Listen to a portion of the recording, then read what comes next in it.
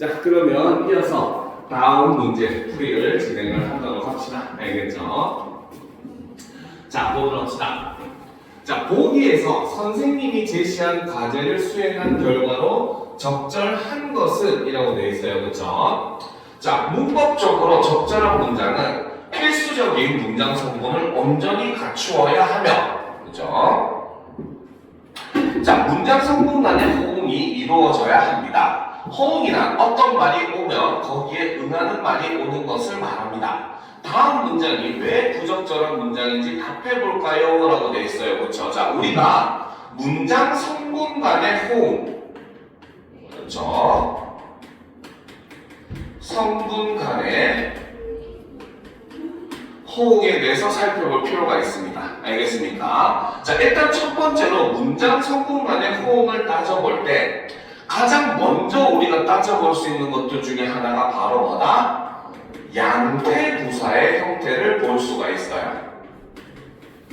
양태부사라고 하는 게 뭐라고 했습니까? 양태부사는 바로 뭐다? 우리가 선생님 수업할 때 쉽게 얘기해줬죠. 바로 뭐다? 영어에서 우리가 수거 외울 때 호응하는 낱말들을 우리는 양태부사라고 얘기했습니다. 그렇죠? 그래서 비록 뭐뭐일지라도 과연 뭐뭐구나, 만약 뭐뭐라면 반드시 다음에는 긍정어, 그리고 절대, 결코 다음에는 부정어, 이런 것들이 온다고 얘기를 했었잖아요. 그렇죠? 그래서 양태부사의 경우는 바로 뭐다? 뭡니까?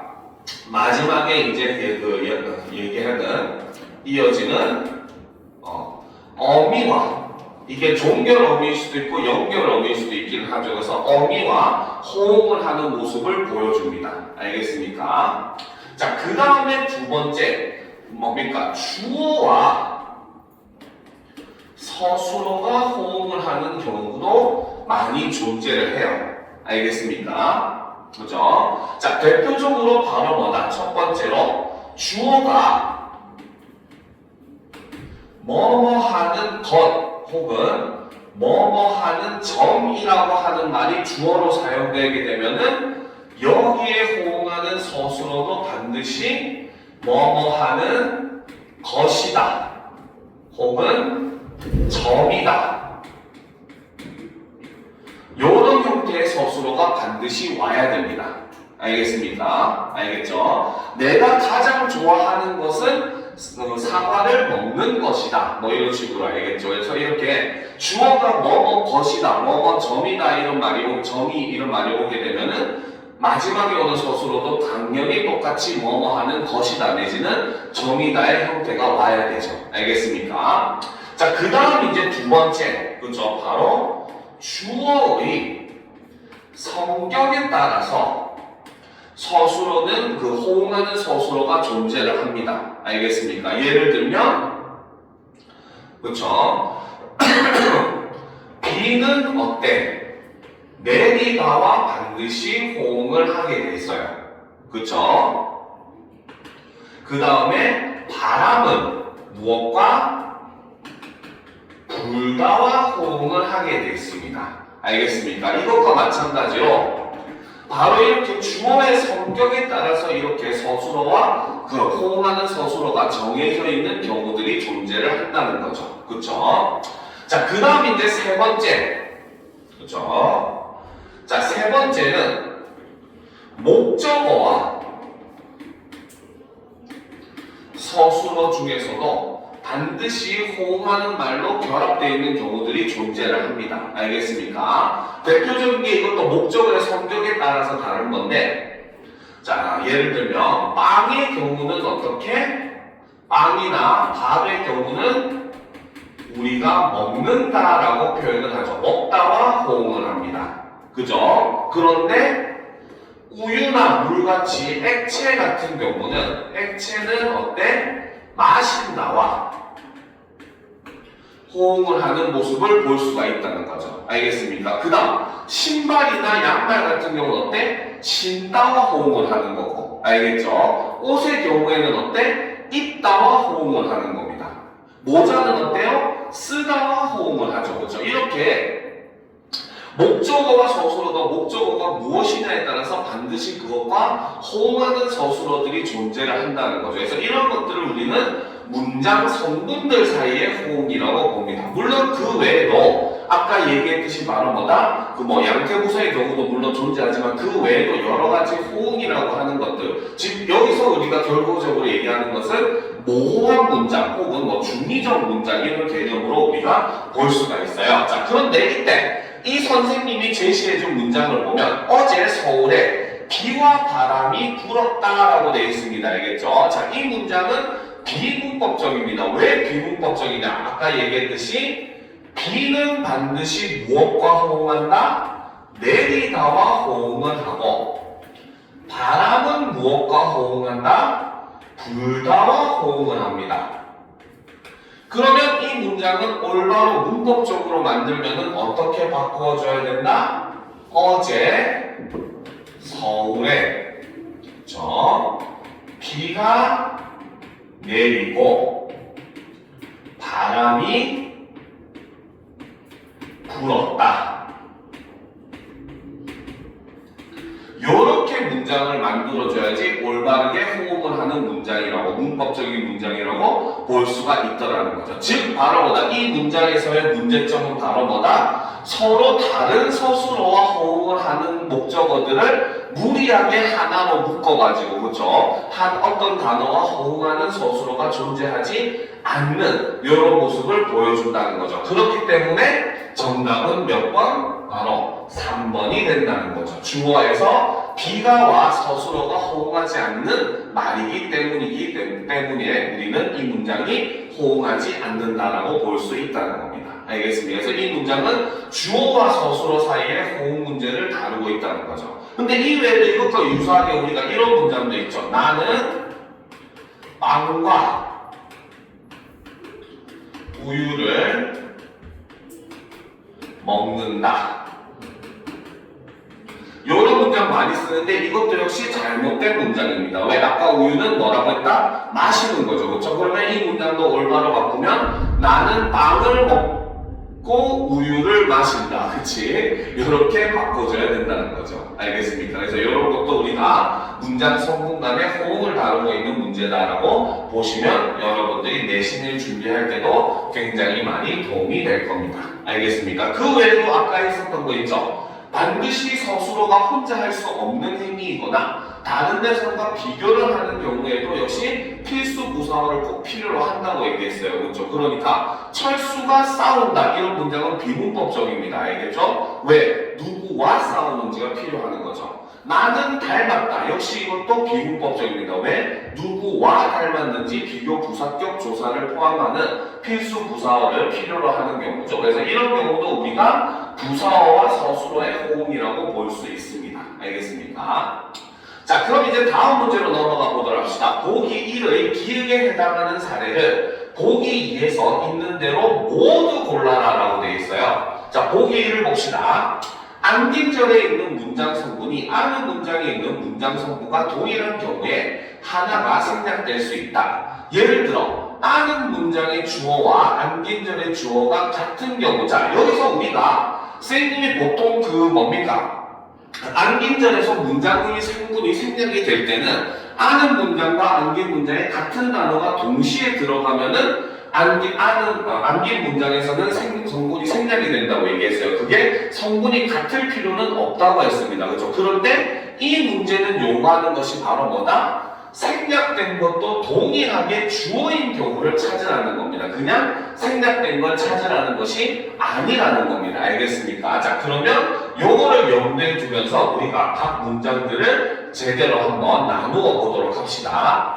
자, 제비꽃이 아름답게 피었다. 여기서 서술어가 될 수 있는 것은 피었다는 당연히 큰 서술어이기 때문에 서술어가 될 수 있지만 그 앞에 있는 아름답게라고 하는 것도 바로 뭐다? 얘는 아름답다 라고 하는 그 형용사에 여기에 게라고 하는 부사형 어미가 결합된 형태라고 볼 수가 있겠죠. 그렇죠? 그러면 이 문장은 바로 뭐다? 부사절을 아는 문장이라고 볼 수가 있다는 겁니다. 그렇죠? 그러면 이 문장을 두 개로 나누면 어떻게? 첫 번째는 아는 문장에 해당하는 제비꽃이 피었다. 이 문장이 아는 문장이고, 그러면 이 속에 안겨있는 문장은 바로 뭐다? 제비꽃이 아름답다. 요것이 아는 문장이 되죠. 그래서 아는 문장에서 주어와 안긴 문장에서 주어가 동일하기 때문에 안긴 문장에서 주어가 생략된 형태라고 볼 수가 있고, 그러면 1번은 맞다고 볼 수가 있다는 거죠. 알겠습니까? 그래서 동일하게 주어로서 중복되기 때문에 뭡니까? 안긴 문장에서 생략되었다라고 볼 수 있습니다. 알겠죠? 자, 그럼 이제 두 번째 문장을 보도록 합시다. B를. 자, B의 경우는 그가 작곡한 명곡이 정말 많다라는 거죠. 자, 여기서 작곡한이라고 하는 것은 바로 뭐다? 작곡하다. 여기에 니은이라는 관형사형 어미가 결합된 형태라고 볼 수가 있죠. 그러면 얘는 무슨 절? 바로 관형사절이다. 이렇게 볼 수가 있습니다. 그렇죠? 자, 그러면 이것을 우리가 두 개의 문장으로 나누게 되면 바로 뭐다? 첫 번째 문장은 명곡이 정말 많다. 이것이 아는 문장이죠. 그렇죠? 그러면 이 속에 안긴 문장은 바로 뭐다? 그가 명곡을 작곡하다. 요 문장이 안겨있다고 봐야 돼요. 그죠? 그러면 이때는 바로 뭐다? 생략되어 있는 성분이 목적어죠. 안긴 문장에. 그렇죠? 그렇기 때문에 2번은 틀렸다고 볼 수가 있다는 겁니다. 무슨 말인지 알겠죠? 그래서 얘는 목적어가 그 뭡니까? 그 아는 문장에서의 주어와 안긴 문장에서의 목적어가 같은 낱말이라서 목적어가 생략된 거지 주어가 생략된 게 아니라는 거죠. 알겠습니까? 자, 그 다음 이제 3번을 보도록 합시다. 자, 동생이 치과에 가기를 싫어한다. 자, 여기서는 가기. 그쵸? 바로 뭐다? 가다라고 하는 용언에 기라고 하는 명사형 어미가 결합되어 있죠. 그러면 요거는 바로 뭐다? 명사절이다라고 볼 수가 있다는 겁니다. 그렇죠? 자, 그러면 이것을 문장으로 나누게 되면 자, 바로 아는 문장은 동생이 싫어한다. 이렇게 볼 수 있겠죠. 그렇죠? 자, 그리고 안긴 문장은 바로 뭐다? 동생이 치과에 가다. 이 문장이 안겨있다고 볼 수가 있다는 거죠. 그러면 이 경우에는 바로 뭐다? 주어가 아는 문장과 안긴 문장에 동일하게 사용됐기 때문에 안긴 문장에서 생략되었다라고 볼 수 있고 역시 C도 맞다고 볼 수가 있다는 거죠. 알겠습니까? 자, 그 다음 이제 D를 보도록 합시다. 자, 이 일을 경험한 사람이 진정 행운아이다라는 거죠. 자, 여기서는 경험한이라고 하는 것은 바로 뭐다? 경험하다라고 하는 서술어에 관형사형 어미 니은이 결합된 형태고, 그렇죠? 자, 그러면 당연히 이것은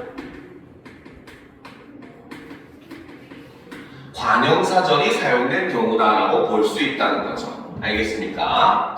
자, 그러면 이제 이것을 두 개의 문장으로 나누게 되면 바로 뭐다? 첫 번째는 아는 문장은 사람이 진정 행운아이다. 자, 이것이 아는 문장, 큰 문장이죠. 그렇죠? 그리고 여기에 안겨있는 문장은 바로 뭐다? 사람이 이 일을 경험하다.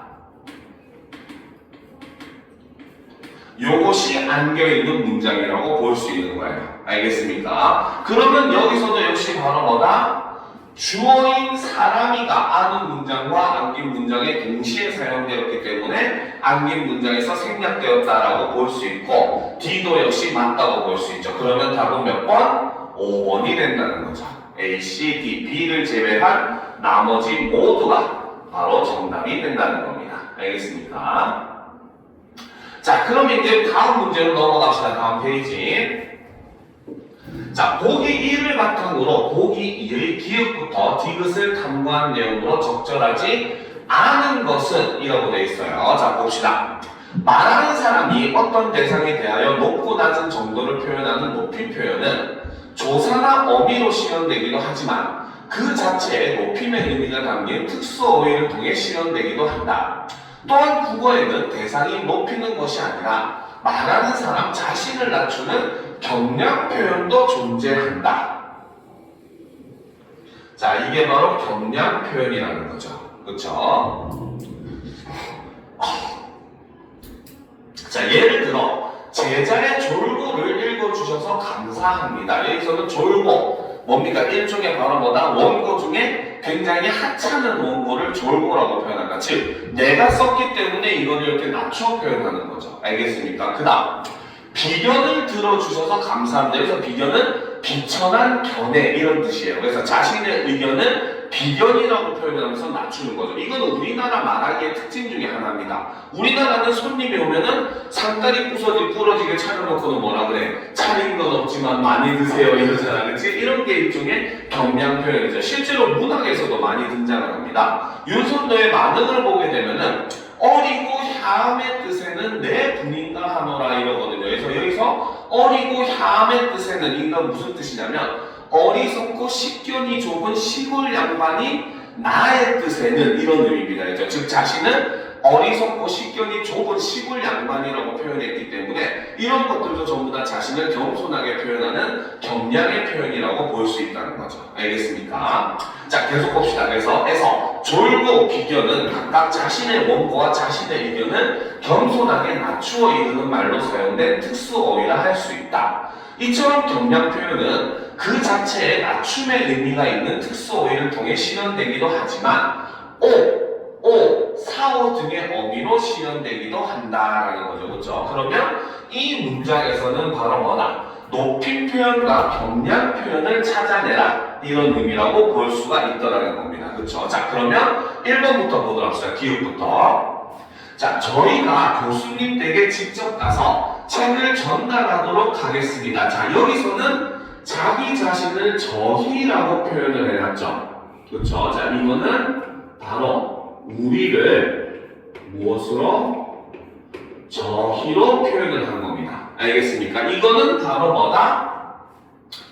발화자를 어떻게 낮추는 일종의 경량 표현이라고 볼 수가 있고, 그렇죠? 자, 이 경량 표현은 바로 뭐다? 뭡니까? 선엄한 어미를 쓴 게 아니잖아요. 그렇죠? 그러면 이 경우는 무엇을 사용한?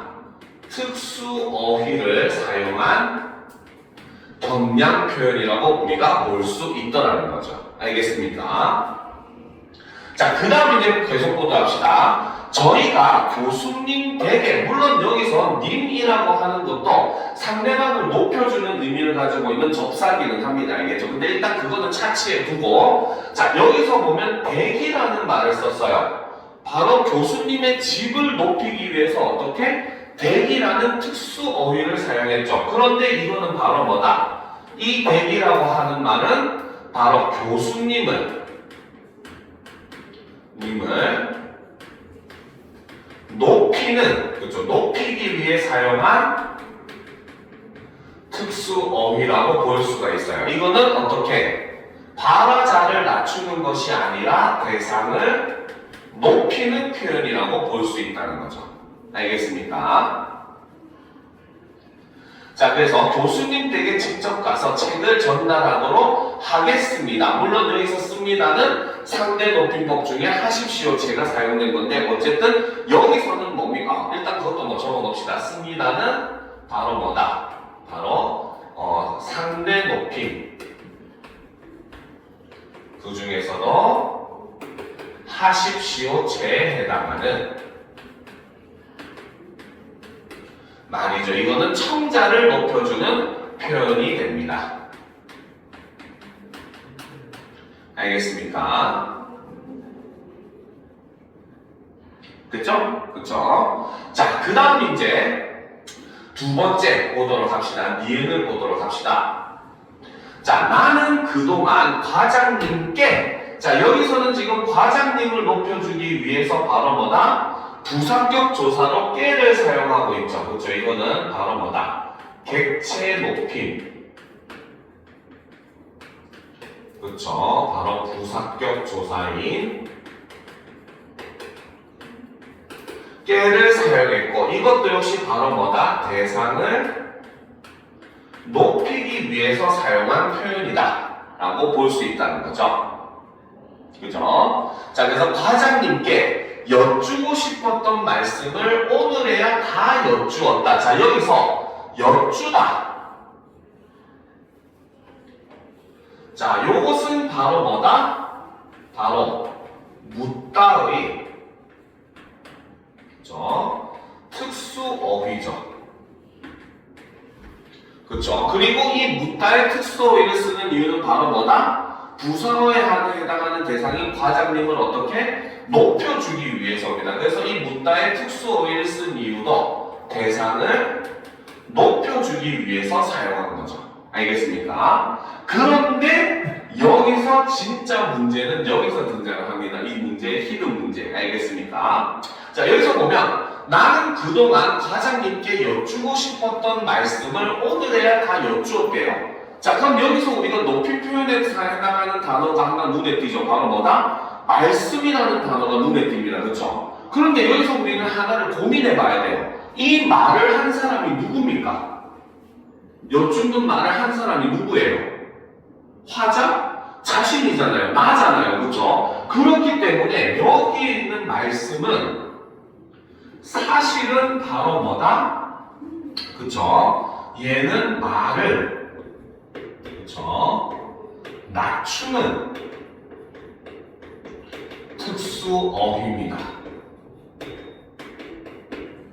알겠습니까? 그러니까 자신의 말을 낮추어 표현한 게 말씀이라는 거예요. 우리가 일반적으로 다른 사람의 말을 말씀이라고 했을 때는 대상을 높이기 위한 특수어휘로 사용된 겁니다. 그렇죠? 근데 내 말을 말씀이라고 하는 거는 나를 높이기 위해 쓰는 게 아니야. 이거는 오히려 어떻게? 나를 낮추기 위해서 사용된 특수어휘고, 그렇기 때문에 이 말씀은 바로 무엇이다? 경량 표현이라고 보아야 된다는 거죠. 알겠습니까? 여러분들도 부모님이나 선생님한테 말할 때도 하잖아요. 선생님 제가 말씀드리겠습니다. 이런 말 하잖아. 그렇지? 이때 말씀은 바로 뭐다? 내가 한 말이기 때문에 나를 낮추기 위해서 쓰는 경량 표현인 겁니다. 그래서 말씀의 경우는 말을 높이는 경우와 낮추는 경우가 형태가 동일하다는 거예요. 하지만 의미는 다르다는 걸 이 문제를 통해서 여러분들이 꼭 알고 가셔야 되는 겁니다. 그래서 여기서 말씀은 바로 경량 표현이다. 말을 한 사람의 말을 낮추는 표현이다 라고 보셔야 되는 겁니다. 알겠습니까? 자, 그 다음 이제 디귿을 보도록 합시다. 제가 편지를 드리는 이유는, 자, 여기서 보면, 자, 제가라는 말을 썼어요. 그렇죠? 자, 자, 요 표현도 바로 뭐다? 내를 제로 바꾼 것이고, 이것은 바로 뭐다? 화자 자신을 낮추는 표현, 바로 경량 표현이죠. 나를 저로 표현하는 것, 내를 제로 표현하는 것, 이것이 다 경량 표현인 겁니다. 알겠죠? 그래서 제가 편지를 드리는, 자, 여기서 드리는 이라는 말을 썼어요. 그렇죠? 이거는 바로 뭐다? 대상을 높여주는, 바로 객체 높임을 위해서 사용한 거죠. 왜? 누구에게 주는 걸 높여서 드리는 이라고 표현하잖아요. 그렇지? 이 말은 부사어를 높여주는 표현인 겁니다. 알겠습니까?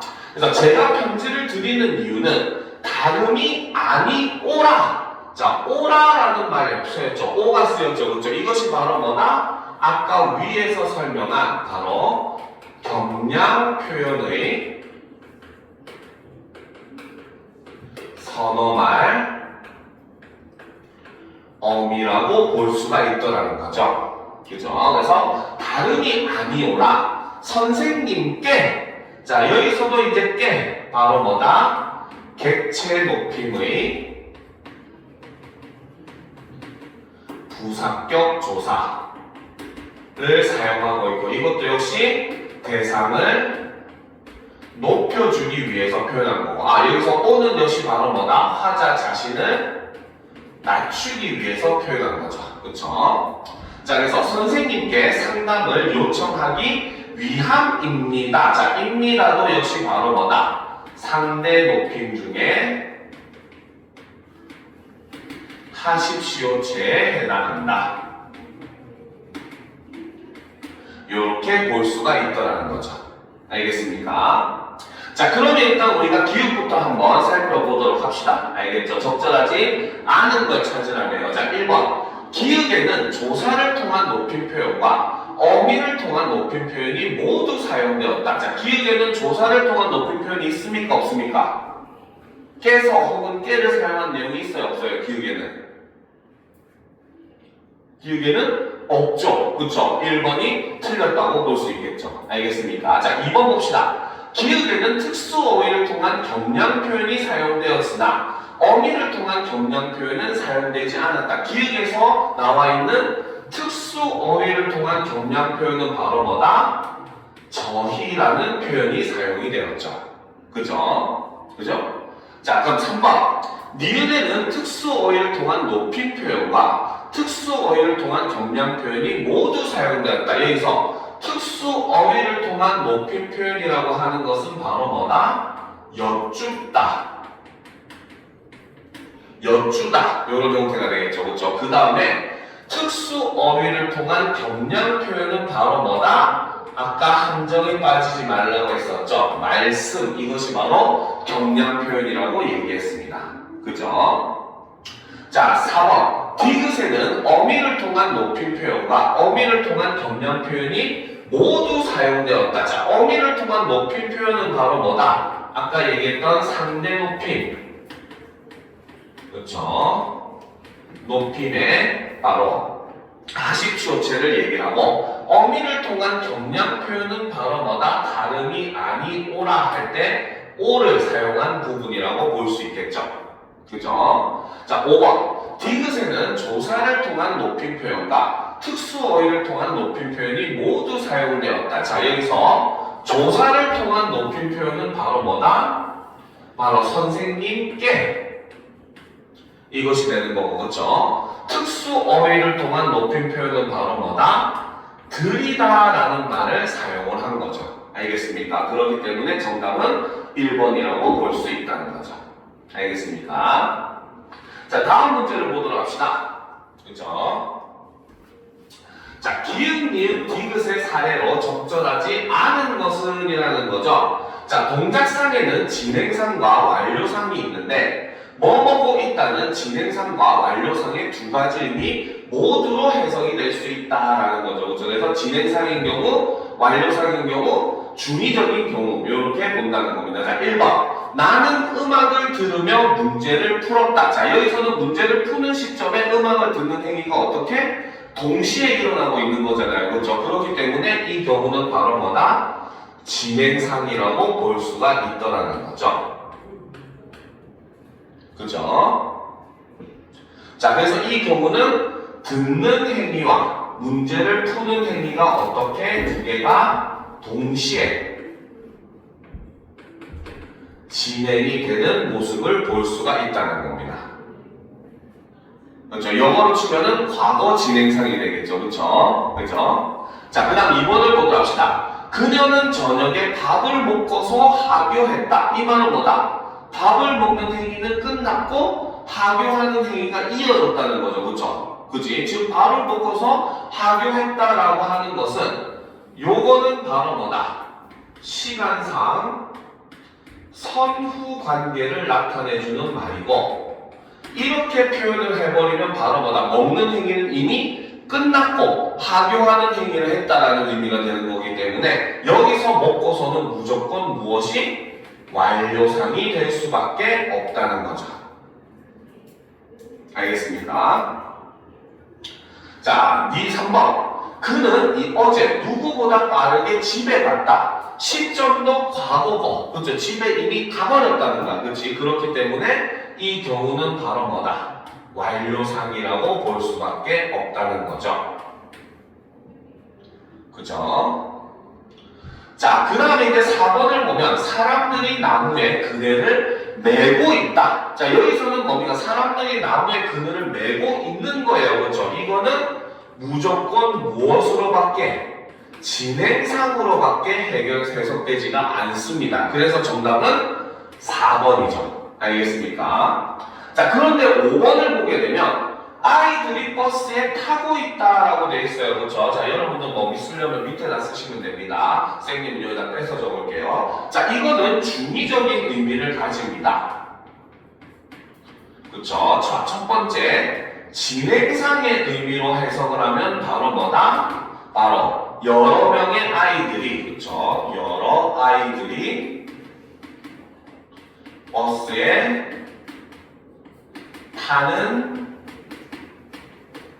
중이라는 의미로 볼 수가 있겠죠. 그죠? 그러니까 줄 서서 한 명 한 명 지금 타고 있는 상태라고 볼 수 있습니다. 알겠죠? 그 다음에 이것이 완료상의 의미로 해석이 되면 바로 뭐다? 여러 아이들이, 그죠? 이미 버스에 다 탄 상태이다.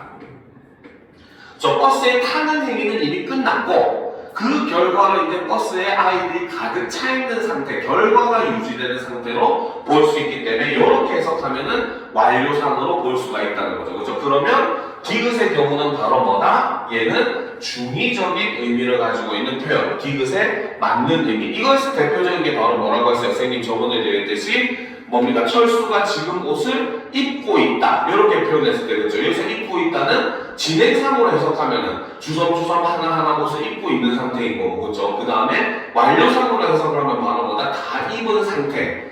옷을 다 착용한 상태가 유지되고 있는, 결과가 유지되는 상태로 볼 수 있고, 이때는 완료상으로 본다고 얘기를 했었어요. 그렇죠? 자, 그렇기 때문에 이런 부분은 여러분들이 의미를 조심해야 됩니다. 알겠습니까? 자, 그 다음 이제 문제로 넘어가 보도록 합시다. 그렇죠? 자, 그 다음 문제 보도록 합시다. 자, 드디어 이제 중세국어 문제가 나왔네요. 봅시다. 자, 보기의 내용을 참고할 때 기역 니은에 들어갈 말이 다르게 짝지어지지 않은 것은 이라고 되어 있어요. 그렇죠? 자, 보도록 합시다. 자, 15세기 국어의 자음 중 가장 일찍 변한 음은 순경음이다. 순경음은 일반적으로 반모음 W로 변화했고 이 모음 앞에서는 탈락하였다. 시간이 흐르면서 반은 와로 됐죠. 그럼 여기서 이 순경음은 뭘로? 반모음 W로. W. 그죠? 정확하게 여기서는 뭘로? O로 변한 형태라고 볼 수 있겠죠. 그죠? 그 다음에 버는 워로. 여기서 버는 역시 마찬가지 반모음 W. 여기서는 정확하게는 우로 변한 형태라고 볼 수가 있고, 그쵸? 그 다음 바 같은 경우가 뭘로? 오로 변했죠. 이것도 역시 바로 뭐다? 반모음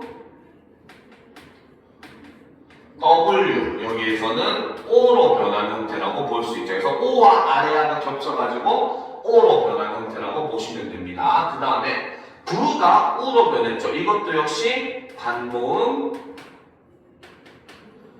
W. 그 중에서도 여기서는 우로 변한 형태라고 볼 수 있고, 그 다음 뭡니까? 이 모음 앞에서는 어떻게? 탈락을 해버렸다.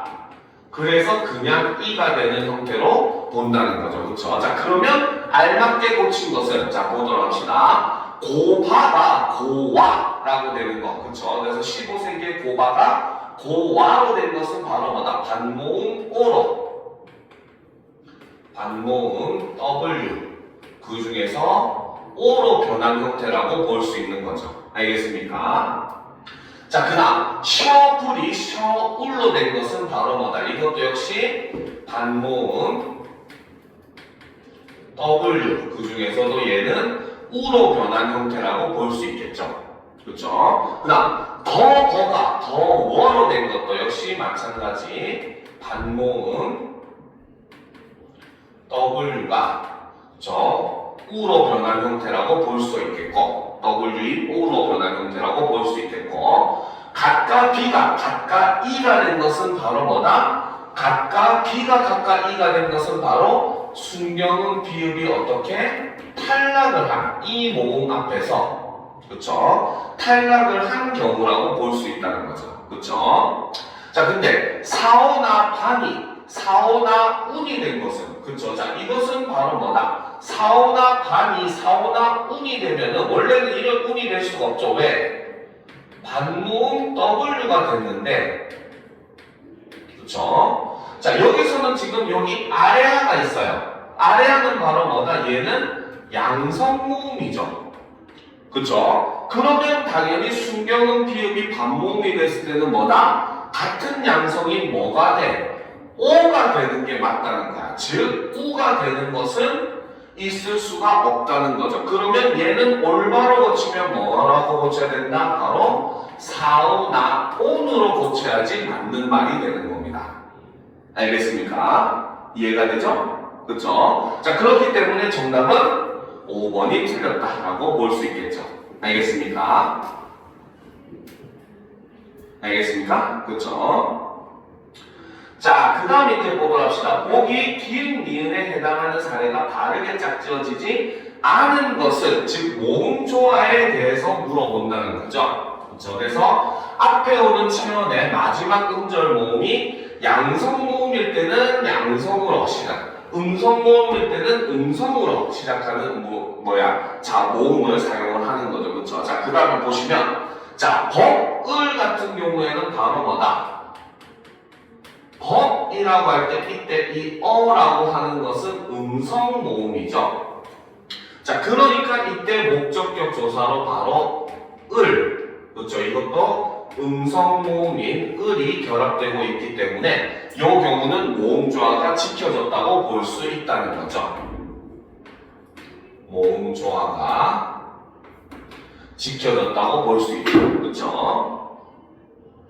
자, 그런데 아까 뭐라고 해서 기읍은 앞에 오는 치연의 마지막 음절이 양성모음일 때 양성으로 시작하는 거잖아. 그렇지? 그러니까 얘는 뭐다? 기읍의 예로서는 볼 수가 없다는 거죠. 알겠습니까? 얘는 음성 플러스 음성이니까. 그지? 그래서 얘는 기읍이 아니라 뭐라고 볼 수 있다? 니은의 예라고 보는 게 맞는 거죠. 알겠습니까? 자, 니은은 밑에를 보면 부처를, 자, 여기서는 부처. 자, 여기서 켜, 여라고 하는 게 음성모음이죠. 그러니까 여기에 목적격 조사로 를, 음성모음을 사용하는 르이 사용이 되었죠. 그러면 얘도 역시 바로 뭐다? 니은의 사례라고 볼 수가 있다는 거죠. 알겠습니까? 자, 그 다음 2번을 보도록 합시다. 장자애라고 되어 있죠. 그쵸? 딸이라고 되어 있습니다. 자, 여기 지워도 되겠죠? 그쵸? 자, 두 번째 그 기억을 보게 되면 장자애는, 자, 얘는 장자. 그쵸? 여기서 아래아가 양성이죠. 그쵸? 자, 그러니까 관형격 조사로 무엇이? 애. 바로 이게 관형격 조사고, 그 중에서도 양성의 성질을 가지는 관형격 조사가 결합된 형태라고 볼 수 있고, 그래서 얘는 기읍의 사례로 맞다고 볼 수 있다는 거죠. 알겠습니까? 자, 근데 거부비는 뭡니까? 자, 거부비는 원래 거북이라고 하는 음성 모음이 사용되었죠. 그쵸? 우가 음성이잖아요. 그쵸? 자, 그러니까 여기에 무엇이 뭡니까? 그 관형격 조사로 의. 얘는 관형격 조사 중에 음성의 성질을 가지는 관형격 조사고 이것은 니은의 사례로 알맞다고 볼 수가 있겠죠. 그쵸? 자, 그럼 적절하지 않은 거였으니까 일단 답은 1번이 나와버렸네요. 그쵸? 자, 근데 3번, 4번도 역시 마찬가지 보도록 합시다. 3번, 4번, 5번도 좀 벌려놓고 봅시다. 자, 3번은 보시면 자, 가라메라고 되어 있어요. 그쵸? 자, 가라메는 바로 뭐냐? 바로 가람. 순우리말로 강이라는 뜻입니다. 알겠죠? 그래서 가람이라고 하는 양성모음을 가진 체험에 자, 그렇기 때문에 여기에 부사격 조사로 바로 뭐다? 같은 양성을 가진 애. 얘는 부사격 조사이고 이것이 양성의 의미를 가지고 있는 부사격 조사라는 거죠. 그쵸? 자, 근데 물에라고 되어 있어요. 물에는 물이라고 하는 음성 모음에 그쵸? 으라는 음성 모음에 부사격 조사로 에 얘는 부사격 조사 중에 음성의 성질을 가지는 부사격 조사라고 볼 수 있다는 거죠. 알겠습니까? 자, 그 다음 4번 상아로를 보게 되면 상이라고 하는 양성 모음에 그쵸? 그 다음에 여기에 부사격 조사로 어디 아로 이게 부사격 조사 그 중에서도 양성의 성질을 가진 것이죠. 근데 병이라고 하는 단어 여가 음성이죠. 그러니까 여기에 부사격 조사로 으로 음성이 사용된 부사격 조사다. 이렇게 사용되고 있는 모습도 볼 수가 있다는 거죠. 알겠습니까? 자, 그 다음 이제 또 마지막 5번을 보게 되면은 자, 나라고 하는 대명사 근데 아라고 하는 양성모음이 쓰였죠. 그러니까 여기에는 바로 뭐다? 난이라고 해서 얘는 보조사 그 중에서도 양성의 형태를 띠고 있는 보조사라는 거죠. 그런데 어는 음성이죠. 그렇죠? 그러니까 여기에는 동일한 보조사지만 음성모음을 사용한 는이 붙고 있는 모습을 볼 수가 있다는 겁니다. 알겠습니까? 자, 그 다음 이제 문제로 넘어가 보도록 합시다. 자, 봅시다. 자, 보기의 설명을 참고할 때 기읍부터 디귿의 결합한 형태가 바르게 짝지어진 것은 이라는 거죠. 자, 요거는 이제 우리가 분석을 해보면 돼요. 그래서 중세국어의 명사형 어미는 그 다음에 명사 파생 정미사인 미음, 그쵸? 형태상 구별된다라는 거죠. 그래서 명사 파생 정미사와 명사형 어미를 구분하는 문제. 이거는 현대국어랑 동일해요. 어떻게? 서술성을 가지느냐 안 가지느냐만 보시면 됩니다. 알겠죠? 자, 그러면 일단 보도록 합시다. 교한시 심거든 조한 여름 여름이 자, 여기서 여름은 바로 뭐다? 현대말로 하면 열매예요. 그쵸? 즉 바로 뭐다? 중세국어에서 열다라고 하는 단어에서 만들어진 낱말이라고 볼 수 있다는 겁니다. 알겠습니까? 그러면 여름에서 열을 빼버리면 뭐가 남습니까?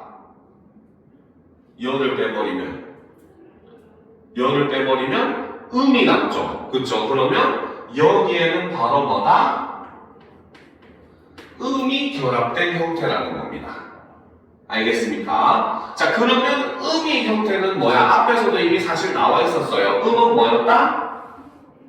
오로지 위에 보면은 같은 경우는 무조건 명사 파생 정미사라고 했어요. 그러면 여기서 음은 바로 뭐다? 명사 파생 정미사라고 볼 수 있죠. 실제로 우리가 문장으로 나누려고 구하려고 해도 이 경우는 서술어로 나눌 수가 없잖아요. 그렇죠? 현대말은 아예 열매라는 명사로 사용돼 버렸잖아. 그렇지? 그렇기 때문에 얘는 아예 명사로 사용된 경우라고 볼 수 있습니다. 자, 그런데 그 다음에 있는 여름이라고 하는 것은 바로 뭐다? 얘는 열다. 여기에 뭐가? 음이 결합을 했다는 거죠. 그러면 이 경우는 뭐다? 여기서 보면 좋은 씨 심거든 좋은 열매 영이, 즉 뭐다? 좋은 씨를 심으면 좋은 열매가 열리다라고 하는 문장이 명사형으로 명사절로 쓰인 거라고 볼 수 있겠죠. 그렇죠? 그러면 여기서는 이 음이라고 하는 것은 바로 뭐다? 명사형 어미가 결합된 것이고, 그리고 여기에 다시 또 뭐다? 주격조사에 해당하는 이. 왜? 음이 자음으로 끝나는, 미음이 자음으로 끝나는 낱말이기 때문에 바로 뭐다? 자음 모음 형태의 주격조사 이가 결합을 했다라고 볼 수 있다는 거죠. 알겠습니까? 자, 그 다음 봅시다. 자, 몸 다외어나, 그래서 저 후생에 좋은 몸 되거나 굳은 다외어나 굳은 몸 되거나 함과 같음으로 라는 거죠. 자, 그러면 홈이라고 하는 것은 원래는 하다 이거라는 거죠. 그렇죠? 자, 근데 여기에 뭐가 붙었다? 옴이 붙었습니다. 근데 이것도 해석을 하면 바로 뭐야? 좋은 몸 되거나 굳은 몸 되거나 함과 같다 되거나 하다라는 게 명사절로 사용된 거잖아요. 그렇죠? 그렇기 때문에 이 경우도 옴은 명사형 어미라고 볼 수 있고, 그리고 여기에 주격조사 자음 모음 형태의 이가 결합된 형태다. 이렇게 볼 수 있다는 거죠. 그러면 정답은 바로 몇 번이다? 답은 무조건 나왔죠. 바로 그 다음에 5번이 답이 되네요. 이해가 됩니까? 그쵸? 다리야. 자, 그 다음 문제 보도록 합시다. 보기를 바탕으로 중세 국어의 특징을 탐구한 내용으로 적절하지 않은 것은 이라고 되어 있어요. 그쵸? 자, 그러면 보도록 합시다.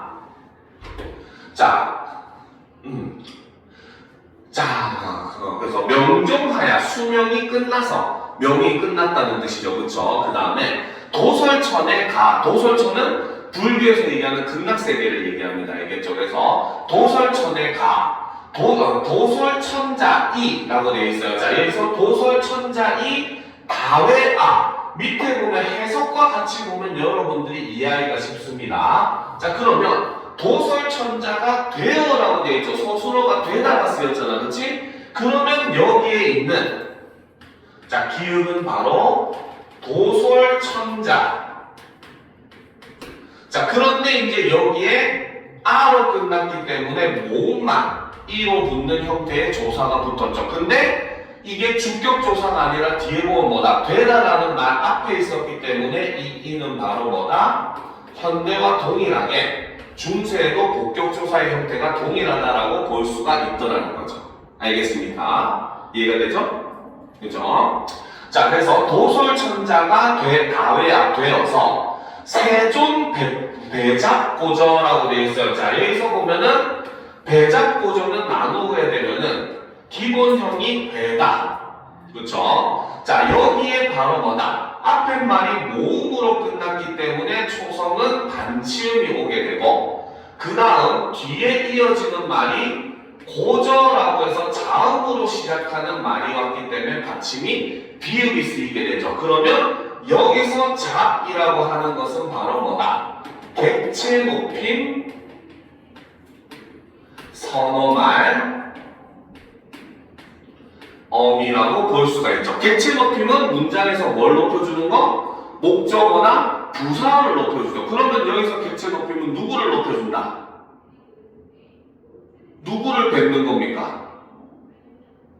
그치, 바로 앞에 있는 세존을 뵙는 거죠. 요것도 잘 보셔야 돼요. 그렇기 때문에 이 객체 높임의 대상은 바로 누구다? 세존이다. 목적어인 세존을 높여주고 있다라는 거죠. 정확하게 표현하면 세존을 배웠고자 이렇게 돼야 맞는 말이 되는 거죠. 그쵸? 자, 너겨 즉자의 나려와 세존기 배자바. 자, 배자바 같은 것은 그쵸? 자, 얘도 역시 마찬가지 기본형이 배다. 그쵸? 그 다음에 여기에 바로 뭐다? 앞에 모음으로 끝나기 때문에 단치음이 오죠. 그쵸? 그 다음에 배자 바라고 되어 있어요. 즉, 뒤에 온 것이 바로 뭐다? 아라고 하는 연결어미가 온 겁니다. 알겠습니까? 그러니까 모음으로 시작하는 어미가 왔기 때문에 앞에 순경음이 오게 되는 거죠. 알겠습니까? 그리고 요거는 세조는 목적어였죠. 그쵸? 요것도 적어놓읍시다. 왜냐면 여기서는 달라지거든요. 얘도 역시 객체 높임 선어말 어미를 사용했는데 여기서 객체 높임도 올려주는 게 누구다? 세존께 배자바라고 했어요. 그죠? 세존께 배어라고 했습니다. 그래서 얘도 역시 높임의 대상은 동일하게 세존이지만 이 세존은 뭐다? 이 문장에서는 부사어로 기능하는 놈입니다. 알겠습니까? 물론 놈이라고 하면 안 되죠. 부처님인데. 그치? 그래서 부사어로 기능을 하는 세존이라고 하는 존재를 높여주고 있다라고 볼 수 있더라는 거죠. 알겠습니까? 자, 그 다음 봅시다. 그래서 머리 조쌌고, 그래서 머리를 조아리고, 한여기 앉자니라는 거죠. 그래서 한여기라고 하는 것은 한여 플러스 의 관형격 조사, 부사격 조사, 의가 결합된 이런 형태로 볼 수가 있겠죠. 이것이 이어적기가 돼서 한여기가 되는 겁니다. 알겠죠? 자, 그래서 한역에 앉으니, 자, 그저기 소설천자가 몸에 광명하야, 그렇죠? 그 몸에 발광하야, 그치? 그 다음에 비수급 고도본은 다 비추오, 그렇죠? 비추게 지어. 자, 찬탄하잡고. 자, 여기서 하잡고도 역시 마찬가지 객체 높임을 사용을 하고 있죠. 그렇죠? 자, 그래서 즉자의 도로 수문이라라는 겁니다. 그래서 수문이라 같은 경우는 숨다.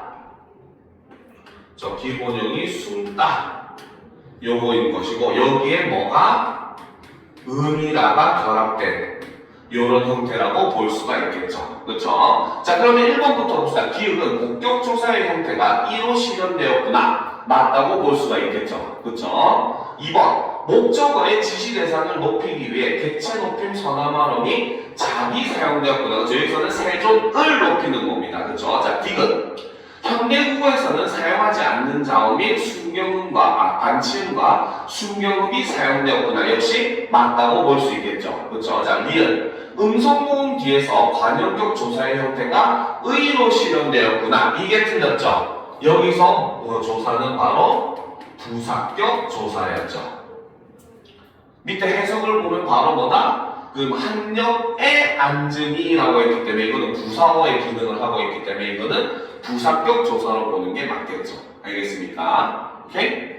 자, 5번. 자음으로 끝나는 어감과 모음으로 시작하는 어미가 결합할 때 이어적기 방식이 사용되었다. 그쪽에서 수문이라 이렇게 된 거죠. 자, 다음 문제로 넘어갑시다. 자, 보기의 기획부터 미음에 나타난 중세국어의 특징을 설명한 내용으로 적절하지 않은 것을 골라라 라고 되어 있어요. 그렇죠? 자, 기획을 보게 되면은 극기라고 되어 있는데 그때라고 되어 있죠. 여기서 우리가 눈에 띄는 한 가지는 바로 뭐다? 어두, 자음군, 그렇죠? 비읍, 시읍, 기읍을 사용하고 있는 이런 모습을 볼 수가 있더라는 거죠. 그렇죠? 자, 그래서 그때 대왕이 중한 병을 얻어 겨시거는, 그래서 여기서도 이 시는 바로 주체 높임의 선어말 어미이고 누구를? 주어인 대왕을 높여주기 위해서 이 주체 높임을 사용을 한 거죠. 그래서 자, 얻어 겨시거는 태자가 뭡니까? 신하에게, 그래서 신하에게 가닐오되, 가이르기를 아반님. 자, 여기서 보면 님에 보면은 바로 뭐다? 이거는 님 플러스 관형격 조사인 시읒. 자, 이때 관형격 조사를 시읒을 사용한 이유는 바로 뭐다? 유적명사 중에서 높임의 대상이기 때문에 관형격 조사로 시읒을 사용을 하고 있더라는 거죠. 알겠습니까? 그래서 아바님 병이 깊으시니 어때하려고 해서 어떻게 할 것이 하겠느냐라는 거죠. 그래서 신하이 미로되 신하가 말한 이르기를 교한 약을 못 얻을세, 교한 좋은 약을 못 얻기 때문에 명이 아니 오라시니이다. 자, 여기서 보면 명이 뭡니까? 해석을 보면 오래지 아니하실 것입니다 라는 거죠. 자, 여기서 보면 오라다, 바로 오라다가 이제 오래되다 이런 의미로 볼 수 있어요. 그렇죠? 여기에 바로 뭐나 주체 높임의 선엄한 어미인 시를 사용하죠. 즉 누구의 명이기 때문에 바로 대왕의 명이기 때문이죠. 그렇죠? 그러면 이때 높임의 대상은 누구? 높임은 대왕을, 주어인 대왕을 높여주는 그 주체 높임 선엄한 어미가 쓰였다고 볼 수 있습니다. 알겠죠? 자, 그 다음 여기에 연결 어미인 리가 붙게 되고 그 다음 붙은 게 이거는 바로 상대 높임 선엄한 어미랬죠. 중세에는 주체, 개체, 상대 전부 다 선엄한 어미로 형성이 됐었고 상대 높임 선엄한 어미 같은 경우는 평소문은 의문문은 it을 쓴다고 했어요. 그렇죠? 그러니까 여기서는 평소문이기 때문에 상대 높임 선엄한 어미 이를 썼고 이 경우에 높임의 대상은 바로 누구다? 말을 듣는 청자, 바로 누구? 청자라는 거죠. 그렇죠? 이게 바로 청자에 해당하는 인물이고 자, 그 천자를, 태자제, 소리. 천자가 아니라 태자죠. 자, 태자를 높여주기 위해서 이렇게 상대 높임의 뭡니까? 상대 높임 선엄한 어미를 쓰고 있다는 거죠. 자, 태자가 듣고, 안답경, 그쵸? 애타하여, 따해, 그우러. 자, 여기서 따해. 자, 부사격 조사는 애였어요. 그쵸? 근데 해가 붙었다는 건 바로 뭐다? 얘는 땅, 히읗 더하기 뭐다? 애가 바로 부사격 조사라는 거죠. 그러면 땅은 바로 뭐다? 바로 히읗 종성체언이라고 하는 걸 알 수 있다는 겁니다. 알겠습니까? 자, 그래서 땅에 그우러 뒤에 떠라. 여습 대신이 뭡니까? 의논호대. 태자를 덜어버리니, 그래서 태자를 덜어버리지 아니하면, 즉, 제거하지 아니하면, 우리가 마침내 편안치 못하리라. 그쵸? 한 대신이 미로되 이르기를 내 방편으로 덜어리라. 내 방법으로 이제 덜리라. 태자를 없애버리겠다. 태자기 간 이로되 내 요자지혜라는 거지, 그치? 자, 여기서 보면 요 사이에라는 겁니다. 그쵸? 자, 이 경우는 요사지, 여기에 부사격 조사로 얘가 결합되어 있는 형태를 우리가 볼 수가 있더라는 거죠. 알겠습니까? 자, 그러면 이것과 관련된 내용은 밑에 선지를 한번 보도록 합시다. 자, 기역을 통해 음절의 초성 자리에 세 개의 자음자를 나란히 적는 경우가 있었음을 알 수 있다. 그쵸? 어두 자음문이 사용됐다는 걸 우리는 볼 수가 있더라는 거죠. 그쵸? 자, 2번. 니은을 통해 존칭의 유정체언 뒤에는 관형격 조사의 형태가 시읒으로 실현되었다. 역시 맞다고 볼 수 있습니다. 3번. 디귿을 통해 주체 높임 선엄한 어미 시와 객체 높임 선엄한 어미 이가 사용되었음을 알 수 있다. 역시 맞는 말이죠. 그쵸? 자, 잠깐 디귿이 뭐죠? 뭐였지? 오라시니이다. 역시 맞죠. 그쵸? 자, 그 다음 리을을 통해서 모음으로 시작하는 조사와 결합할 때 히읗이 실현되는 히읗 종성 체언이 있었음을 알 수 있다. 역시 맞다고 볼 수 있겠죠. 그쵸? 자, 5번. 미음을 통해 이로 끝나는 체언 뒤에는 부사격 조사의 형태가 예로 실현되었음을 알 수 있다. 잠깐만, 이거 왜 갑자기 헷갈리지? 그쵸? 자, 보도록 합시다.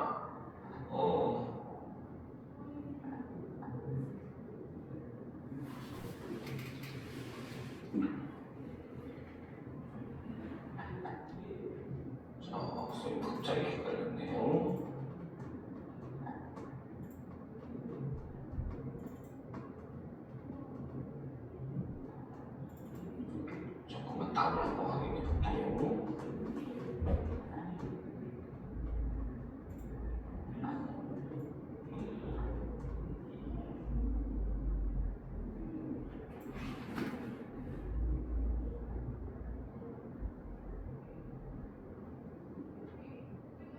아, 쏘리.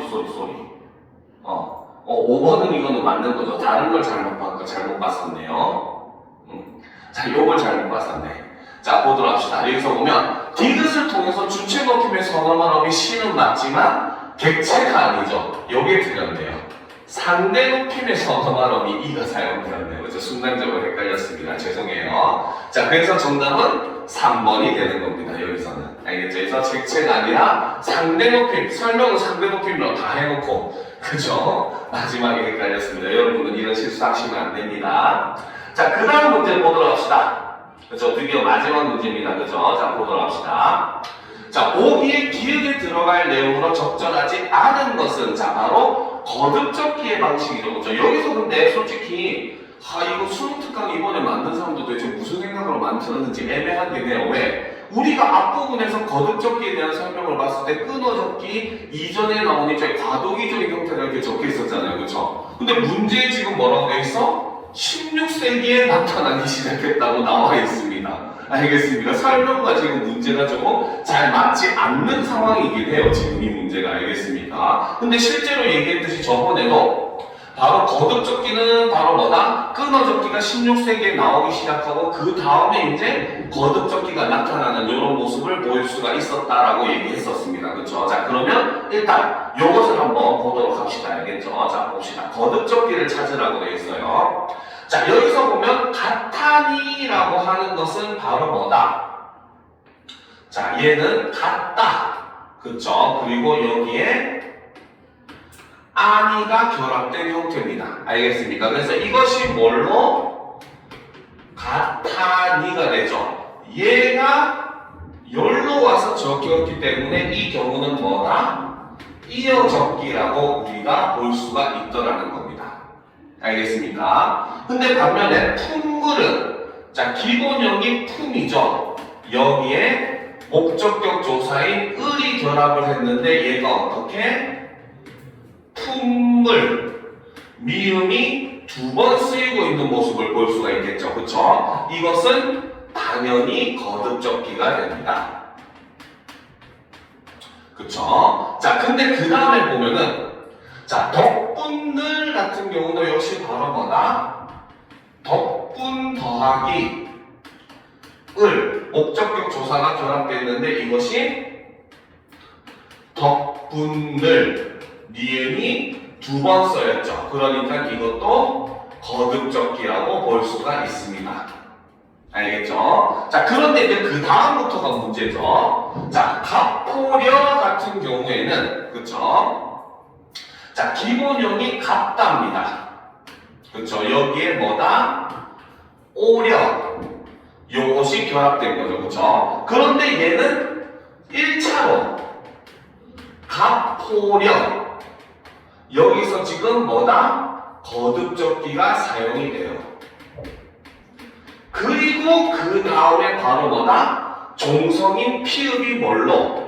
비읍으로 변합니다. 그래서 갑포려 이렇게 되면은 얘는 팔종성법에 의해서 이렇게 피읍이 비읍으로 변한 거다라고 보셔야 되는 겁니다. 알겠습니까?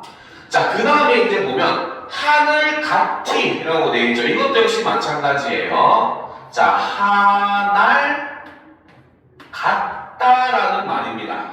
다시 이게 아니죠. 하날 같다. 여기에 무엇이 이가 결합된 형태라고 볼 수가 있다는 거죠. 그렇죠? 이것도 역시 바로 뭐다? 1차로 하날 같이 바로 거듭적기가 쓰이고,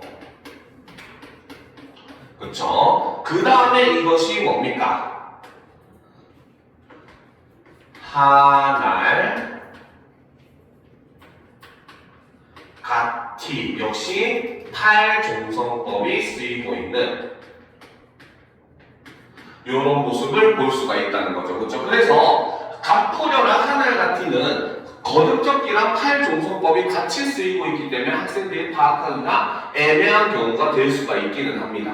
알겠습니까? 자, 그렇기 때문에 일단 먼저 답은 거듭적기가 쓰이지 않은 것은 1번이라고 볼 수 있죠. 그런데 자, 실제로 지금 이 글 같은 경우는 솔직히 말하면 여러분들이 조금 이해하기 쉬우라고 팔종성법의 형태로 써놓은 겁니다. 알겠죠? 그런데 실제로 우리가 저 가타니 같은 말 있죠, 그렇죠? 저 가타니, 그치? 저게 근대에 쓰이면은 어떻게 쓰이냐면 가타니 이렇게 쓰입니다. 알겠습니까? 이게 근대에 왜 이렇게 쓰이느냐? 얘도 역시 마찬가지 기본형이 뭐다? 같다이죠. 그렇죠? 여기에 뭐가 동일하게 아니가 결합된 형태입니다. 알겠죠? 근데 여기서 1차로 뭐다? 거듭적기가 일어나서 가타니가 되죠. 여기서 거듭적기가 일어납니다.